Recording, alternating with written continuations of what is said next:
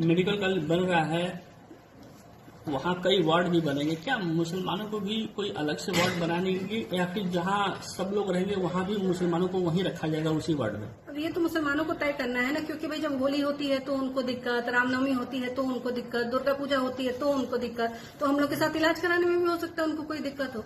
तो मैं तो मांग करती हूँ महाराज जी से, कितना खर्चा हो रहा है तो एक कमरा बना ही दिया जाए और एक बिल्डिंग, एक तरफ विंग बना दी जाए कि आप जाके अपना इलाज वहाँ करा लो भैया, हमारे साथ अगर आपको रहने में दिक्कत है तो, क्योंकि हमारा इलाज तो होना ही होना है और अच्छे से होना है। मुख्यमंत्री से मांग करेंगे? बिल्कुल, निश्चित तौर पर आपके चैनलों के माध्यम से मांग आज कर ही देती हूँ कि दिवाली के मौके पर जब मेडिकल कॉलेज बन रहा है तो एक अलग उन लोगों के लिए बना दी जाए, ताकि हम भी सुरक्षित रहें, अपने आप को सुरक्षित महसूस करें, ना जाने किस पे क्या चीज थूक थुका के हम लोग को मिल जाए, तो उस सब से भी हम लोग बच जाएंगे।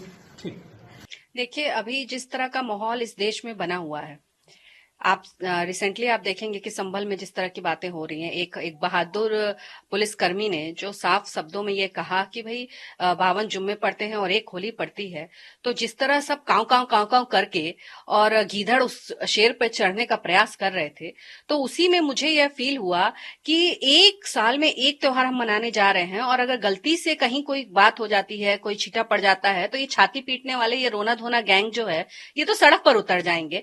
तो फिर उसी आधार पर मेरी ये सोच है कि जहां कहीं भी इनको अगर इतना ही डर है, इनको अगर इतनी ही घबराहट है हमारे लोगों से, तो क्यों ना जो मेडिकल कॉलेज हमारे यहाँ बलिया में बन रहा है उनके लिए अलग से विंग ही बना दी जाए, जिसमें वो आएंगे, अपना इलाज करा के और निकल भी जाएंगे। और दूसरा कि जो और अन्य कम्युनिटी वहां पे आएगी, एक तो आपने एक आध वीडियो भी देखे होंगे, एक आध क्या पूरा इंटरनेट भरा रहता है ऐसे वीडियो से कि फलों पे थूकना, सब्जियों पे थूकना, शरबत में अपने पेशाब मिलाना और इस तरह की हरकतें जब आप देखते हैं तो मन में घबराहट भी होती है। तो भाई हम तो अपनी सुरक्षा रक्षा के लिए मेडिकल कॉलेज बनवाने जा रहे हैं, हम अपने आप को चारा बनाने के लिए तो जा नहीं रहे।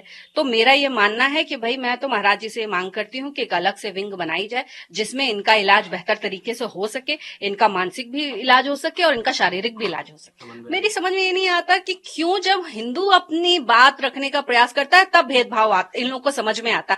आप मुझे बताइए, संभल में इतने वर्षों से होली नहीं मनाई जा रही है, क्या आपने कभी सुना इन रोना पीटना गैंग वालों से कि वहां क्यों नहीं होली मनाई जाती है? कभी आपने इस गैंग से ये सुना कि वक्फ बोर्ड पे ये एक भी शब्द, हजारों एकड़ जमीन हम हिंदुओं की या अन्य कम्युनिटी की कब्जा करके बैठे हैं, कभी ये छाती पीटते हो? आप कभी नहीं सुनेंगे।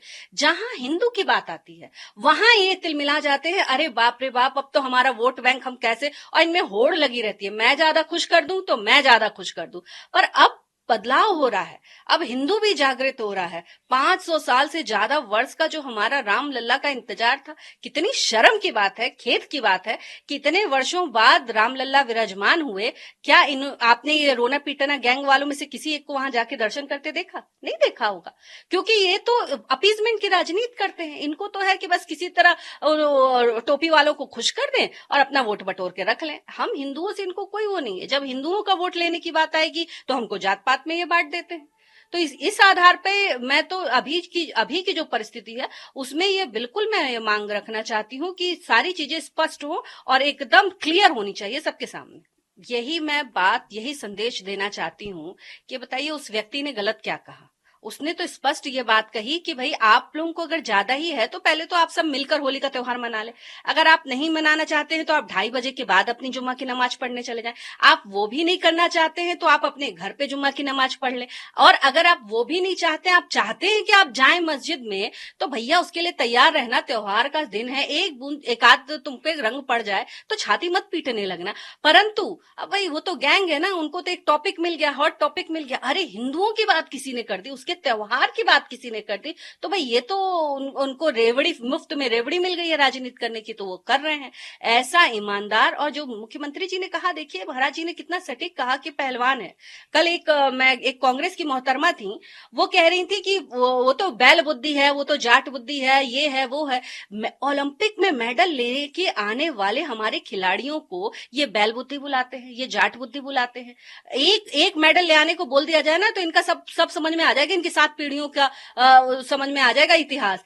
पर एक हमारा वो जो पहलवान है वो लेकर आया है और स्पष्ट बोला, उसने कोई शुगर कोट नहीं किया, उसने सच बोला है। और सच तो भाई सबको गले के नीचे नहीं उतरता, मिर्ची लगती है, तो इनको मिर्ची लगी है बस। इससे अच्छा उदाहरण भारत देश में दिया ही नहीं जा सकता।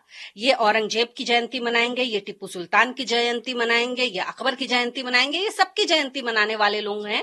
तो जो मनोज मुंतशिर जी ने कहा, इतना सटीक कहा है कि मैं तो कहूंगी औरंगजेब की ही नहीं, जितनी इस तरह की कब्रें बनाकर और उनको उनकी बड़ाई की जाती है, उनके आगे चालीसा पढ़ा जाता है, उन सब के ऊपर शौचालय बना दिया जाए, सबके ऊपर। अयोध्या में भी जो मस्जिद के नाम पर जमीन दी गई है, मैं तो मांग करती हूँ कि उस जमीन पर भी एक बड़ा सा शौचालय या बड़ा सा विद्यालय या बड़ा सा अगर दिक्कत ना हो तो फिर एक राम मंदिर वहां पे बना दिया जाए, मुझे कोई दिक्कत नहीं है। परंतु इन्होंने जो भारत में किया है उसका इतिहास हमको बताना चाहिए और जो मनोज मुंतशिर जैसे लोग हैं उनके साथ हम सबको खड़ा होना चाहिए। देखिए, घूम फिर के बात वही सत्य होती है जो भारतीय जनता पार्टी वाले लोग कहते हैं और जो उस पहलवान ने कही है, जो सीईओ बने हैं। आज ये ढकने को आ गए, अब ये चाहते हैं कि संभल में होली ना बने, शाहजहां में होली ना बने, कल को कहेंगे मथुरा में होली ना बने, कहीं होली ना बने, क्योंकि इनके ये तो भाई ये आप देखेंगे स्टेशन पे ये अपनी मजारें बनाकर बैठे रहते हैं। ये जहां एक पत्थर रखा उस पर चद्दर डाली और बन गई इनकी मजार, वहां ये लगते हैं पूजा करने। तो इनका तो ये एक तरीका है जमीन हड़पने का, जमीन पे कब्जा करने का। तो अगर इतना ही आपको वाकई डर है तो ये डर अच्छा है, आप बचा के रखें, पर इसके लिए आप हिंदुओं को दबाव नहीं बना सकते हैं कि वो होली ना खेले। आपको काली लगानी है, नीली लगानी है, पीली लगानी है, जो प्लास्टिक लगानी है लगा ले, भाई हिंदू तो खुल के होली खेलेगा। क्योंकि इस समय जो उत्तर प्रदेश में सरकार है वो शेर की सरकार है और शेर की सरकार जब जमीन पर काम करती है तो भाई आप भी सुरक्षित है। आप भी ये ना समझे आपका ईद का, मैं एक प्रश्न करना चाहती हूँ, ईद का त्योहार होता है या जो 52 जुम्मे आपके चलते हैं, आप मुझे बताइएगा किसी जुम्मे में सुरक्षा व्यवस्था की का इंतजाम करना पड़ता है क्या? नहीं करना पड़ता, वो शांति से हो जाता है। परंतु जब हिंदू होली मनाने जाता है, दिवाली मनाने जाता है, रामनवमी मनाने जाता है, दुर्गा पूजा मनाने जाता है, तो ही क्यों सुरक्षा व्यवस्था की बातें आती हैं? आखिर हमको खतरा किससे है, किन लोगों से है? और अगर उन लोगों से खतरा है तो इस बात को एड्रेस अगर महाराज जी करते हैं, यूपी सरकार करती है, तो उसमें गलत कहां करती है? उसमें तो हमको जरूरत है। तो मैं तो स्पष्ट रूप से कहूंगी कि भाई होली पूरे उत्तर प्रदेश वासी जम के मनाएं, आपको किसी बात का कोई डरने और घबराहट की आवश्यकता नहीं है। वो दिन बीत गए जब अपीजमेंट की राजनीति हुआ करती थी।